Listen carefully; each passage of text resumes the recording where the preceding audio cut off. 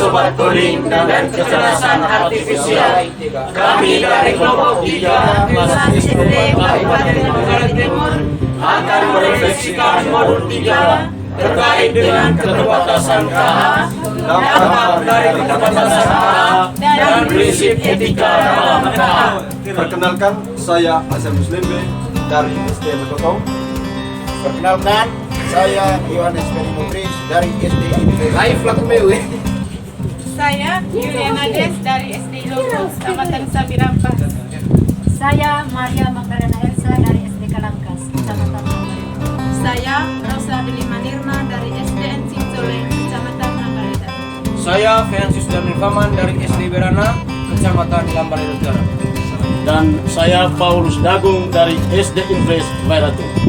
Selamat menyaksikan. Ada 2 keterbatasan utama dari KA yang kami pelajari. Yang pertama, kurangnya akal sehat atau common sense. Meskipun KA dapat memproses data dalam jumlah besar dan menemukan pola, ia seringkali kesulitan memahami konsep-konsep dasar yang kita anggap remeh.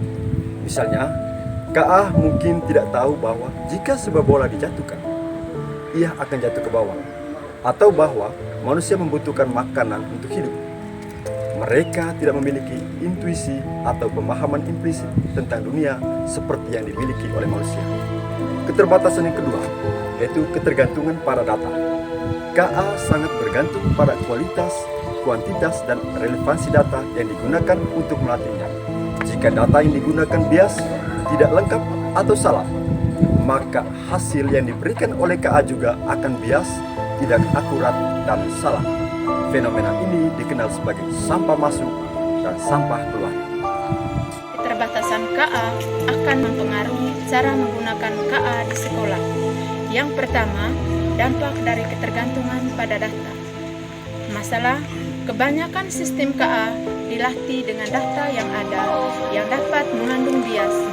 Jika sekolah menggunakan KA untuk hal-hal seperti penilaian esai atau rekomendasi karir, sistem tersebut mungkin saja secara tidak sengaja memperkuat bias yang sudah ada. Misalnya, jika data pelatihan didominasi oleh contoh-contoh dari satu kelompok sosial, sistem KA mungkin memberikan penilaian yang kurang adil atau rekomendasi yang tidak relevan bagi siswa dari latar belakang yang berbeda. Cara mengatasi: sekolah dapat mengatasi ini dengan memastikan bahwa data yang digunakan untuk melatih sistem KA beragam dan representatif bagi semua siswa. Penting juga untuk tidak hanya mengandalkan penilaian otomatis dari KA, tetapi juga melibatkan guru untuk memberikan umpan balik pribadi dan koreksi. Penggunaan KA harus menjadi alat bantu, bukan pengganti penilaian manusia. Dampak kedua dari KA adalah kurangnya akal sehat. Masalah, sistem KA dapat menganalisis teks dan mengidentifikasi kata kunci. Tetapi mereka seringkali kesulitan memahami konteks, sindiran, atau nuansa dalam tulisan. Jika KA digunakan untuk mendeteksi plagiarisme, ia mungkin akan menandai sebuah tulisan yang tidak sengaja menggunakan frasa umum, padahal sebenarnya itu adalah kebetulan. Sebaiknya, ia mungkin gagal mendeteksi plagiarisme yang dilakukan dengan cara parafrasa cerdas. Cara mengatasinya, sekolah harus menggunakan KA sebagai alat pendeteksi awal, bukan sebagai hakim akhir. Guru perlu melakukan pemeriksaan manual untuk mengonfirmasi hasil dari sistem KA, terutama pada kasus yang meragukan.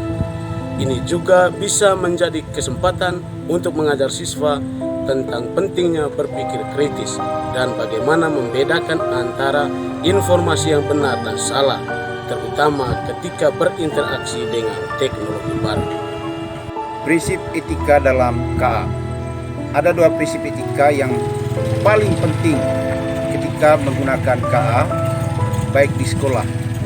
Dan contoh konkretnya, pertama, akuntabilitas.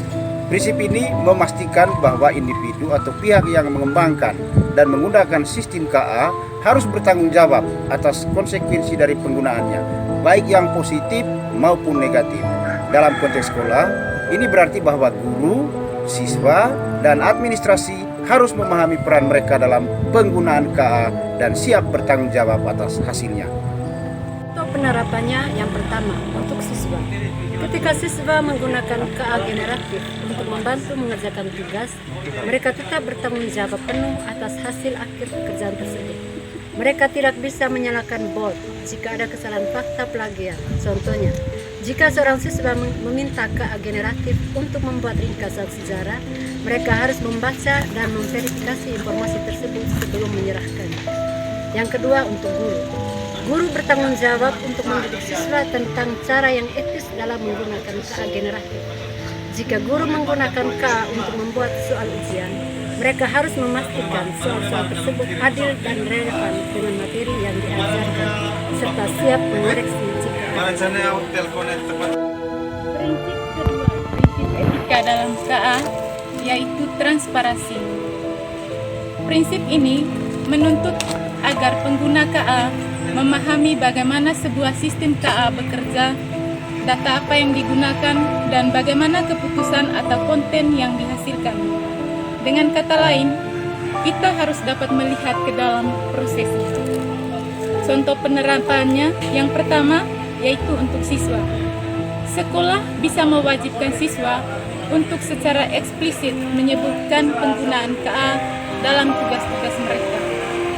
Kita dapat menuliskan, saya menggunakan KA generatif untuk membuat kerangka awal dan memeriksa tata bahasa. Ini menunjukkan bahwa mereka jujur tentang penggunaan teknologi tersebut.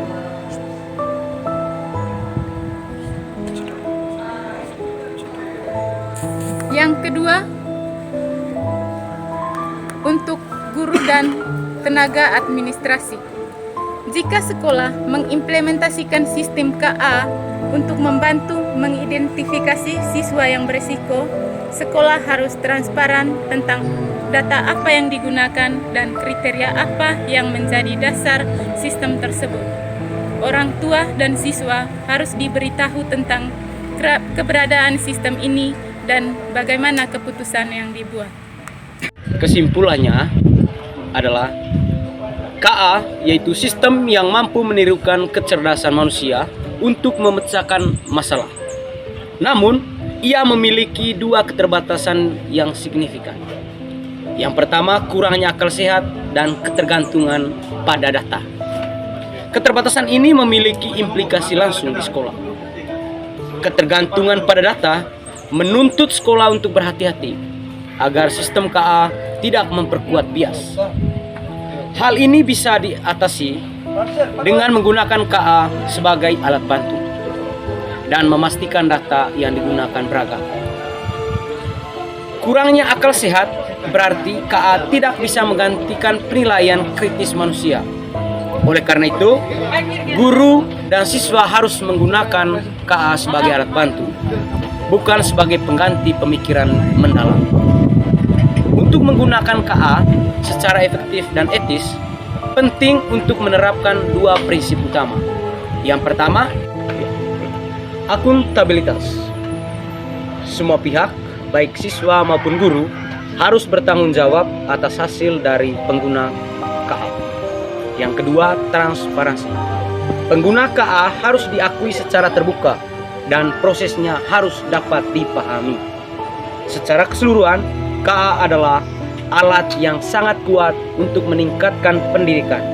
Tetapi penggunaannya harus didasari oleh pemahaman yang mendalam tentang keterbatasannya dan prinsip etika yang kuat.